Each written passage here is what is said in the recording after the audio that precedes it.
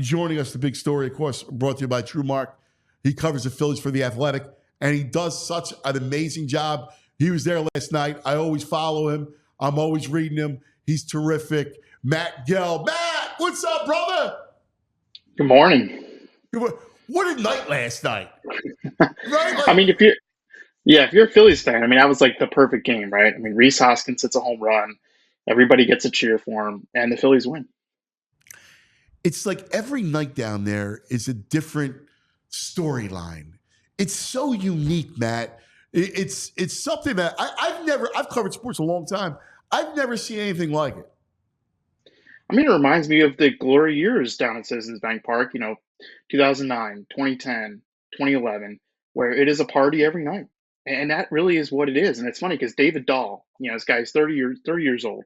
He was an all-star years ago with the Rockies, hasn't played a lot in the majors, gets called up. They put him right in left field, hits a home run. Then he goes out to left field after he hits a home run. And fans, what they do is a little cheer for a guy, get a guy a standing ovation after a home run. And David Dahl after the game was like, that's the coolest thing that's ever happened to me on a baseball field. And this guy is like he's been around him. He's 30. He's played for a long time in this sport. And he's like, that was the coolest thing ever. And it's like, yeah, man, welcome to the party. This is what it is. Welcome to the party. That's a great line. And that's exactly it in a nutshell. I kind of covered that early run, the 07 to 11, very closely. This is even different. And I don't know why, but the fans and just the inclusive nature, I mean, the outpouring of love, it's even different. Matt, I can't explain it to you, but it's even more pronounced and more emotional. Yeah, I mean, I think people connected with that previous team, Utley and Rollins and Howard being the core there and all the other guys around them, Hamels.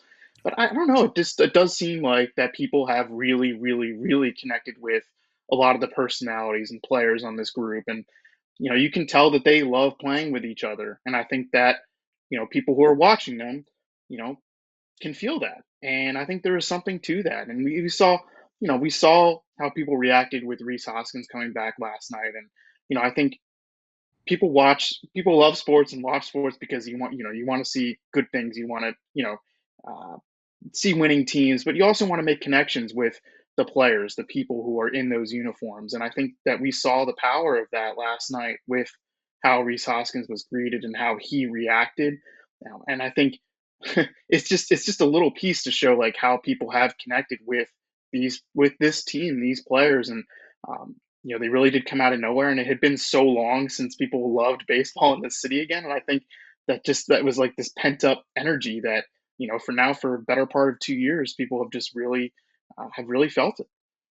It's funny. A buddy of mine sent me a text last night, and he's like, "What's wrong? Basically, what's wrong with these people? They're giving a standing ovation? I couldn't wait to drive Reese to the airport. He was a horrible first baseman. Blah blah blah blah blah." And my reaction is, you don't understand it. Like this is not well. It's irrelevant how you felt about Reese as a ball player, right? Like he was a big part of this organization. He was a guy. I quite frankly, I appreciated his eye. He was his patient approach, but he was a big part of this organization, and he had a huge moment 2 years ago. In the bat spike in Atlanta, and had the big series against the Padres, and so that's what last night was about. It was paying homage to one of your own. Yeah, and I think the reason why he meant so much is because he was here for the bad years, right?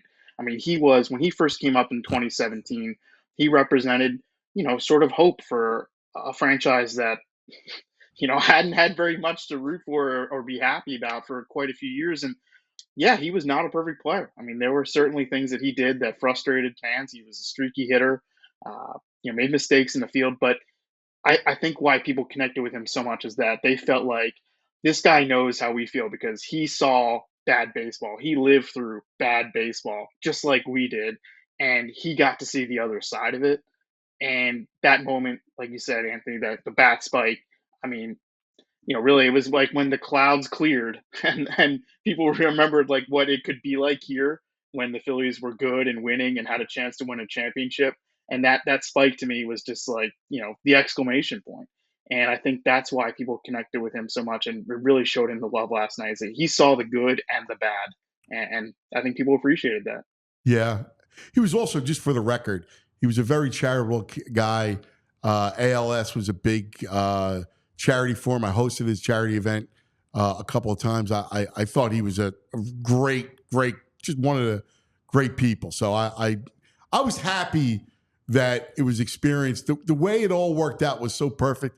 And then watching JT, tag him on the butt, like, it was awesome. Like that kind of way. Fransky said it great. He said, it was like two buddies playing at the Sandlot.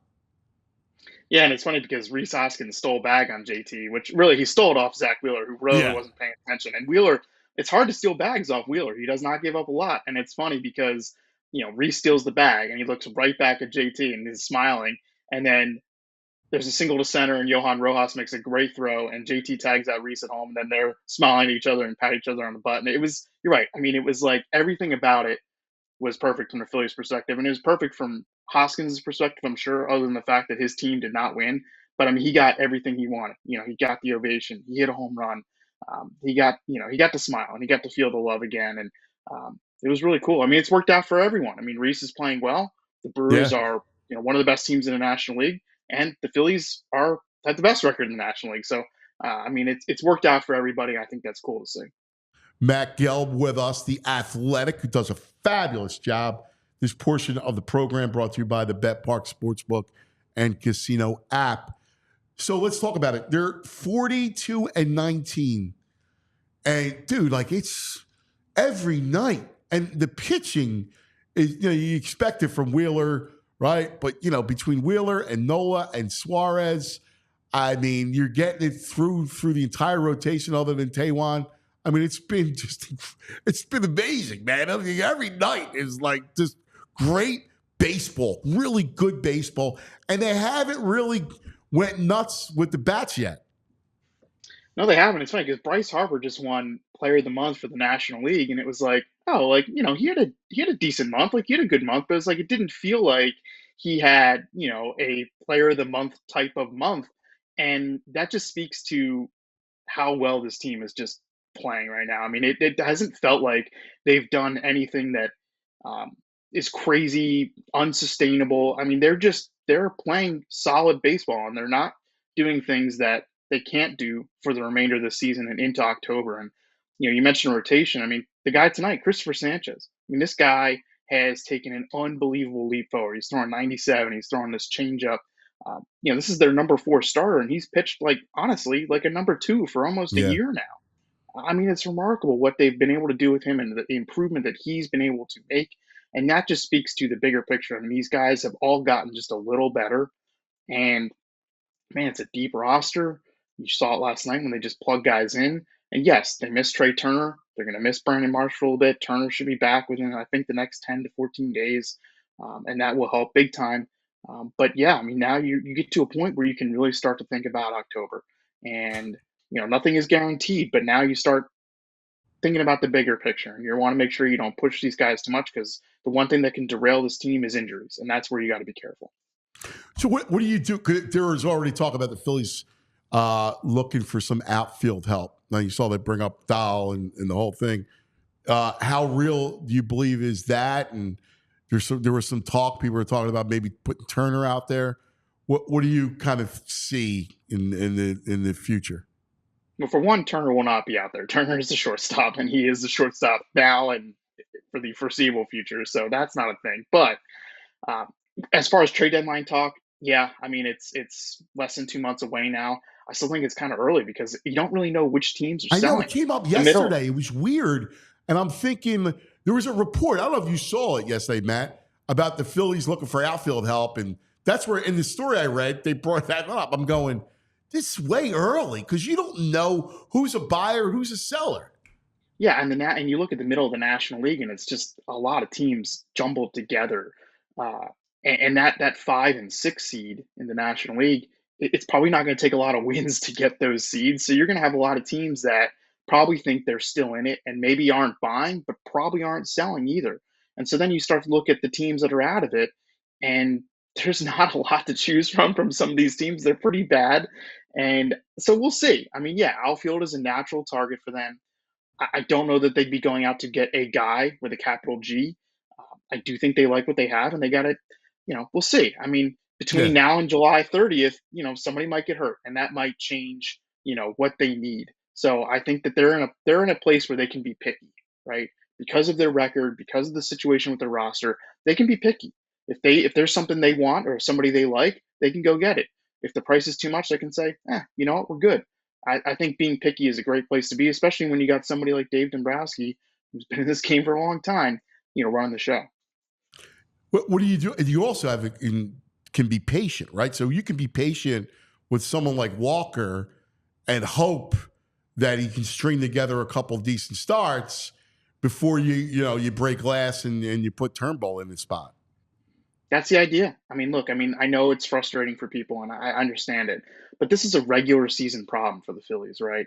This is not a problem that they're going to have in October because just like last year, you don't need 5 stars in October. And last year, Taijuan Walker was that fifth guy, and he did not see the field in October.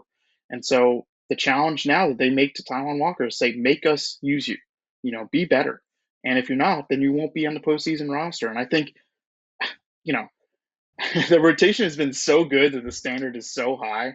And his start against the Cardinals, no, it wasn't great, but he gave him 5 innings and he gave up 4 runs. Like that is what a fifth starter does. And I know he's not being paid like a fifth starter, but that is what he is for this team right now. And I mean, it could be worse. Like they have 5, 6 solid starters, and and like other teams look at their situation and are like, we wish we had that. Like we wish we could have that.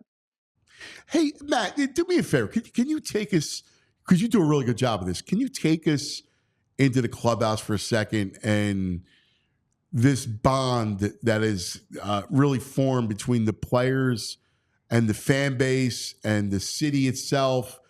And because I go back to when the end days of the vet, and it was horrible, right? Like players hated playing here. I mean, we the infamous Scott Rowland stuff. I mean, it was awful. Like it was like the death of baseball. And I think about that a lot because all these years later, we've seen something that has never existed. And it's a bond that is really amazing between the player and the fan base in the city. I think there's a lot of factors, Anthony. And one of them is that there's been continuity, right? This is a group that people have come to get to know. I mean, there hasn't been a lot of changes. This roster is mostly the same as the one last year. And remember, in the offseason, everyone was talking about, well, they're going to run it back. They didn't make any changes. What are we going to do? Why didn't they sign these guys? And I think there is value in that familiarity and continuity. And these guys know what to expect from each other, and they have fun playing together. And they know the coaches, they know the manager, they know what the expectation is, they know what their job is. And I think that has just helped them come together, and that I think that because they're having fun, people see that and they want to sort of experience that with them. But to your point about not wanting to play here and now guys want to be here, it starts at the top. I mean, like what John Middleton has done as the owner of this team, it cannot be overlooked. And they have created a place where they will pay for top talent.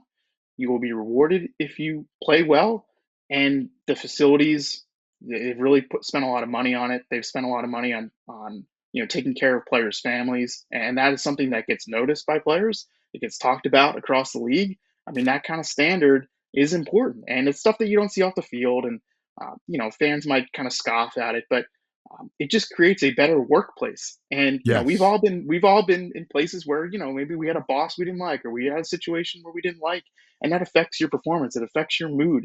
And they've created a strong workplace, and it just so happens to be a ballpark where everybody is watching, and it's where we go to have fun, but it's where they go to work.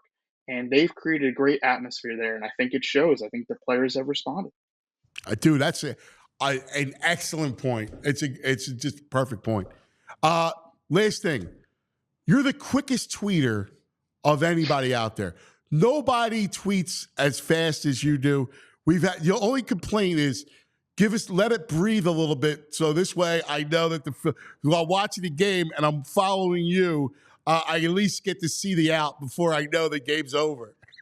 I usually wait. I wait like 90 seconds, which is crazy to me. I'm not, I always wait. It's actually crazy to me because like when you're at the ballpark, you realize like how much the delay is on TV because Yes, I know yes. not even people not watching over the air, like you're streaming it maybe, like the delay is I mean, I don't know. I'm usually waiting like the handshake line has already happened and like, they're already going back to the dugout. It's like, okay, like I can write my quick little, like tweet recap, but I need to wait more. I don't want to spoil it. You do an amazing job, brother. You do. Keep it up, buddy. You know I love you. Thanks, Thank pal. you. Thanks for having me. Yeah.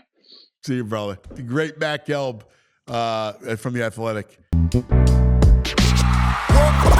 We all silly like the mayor.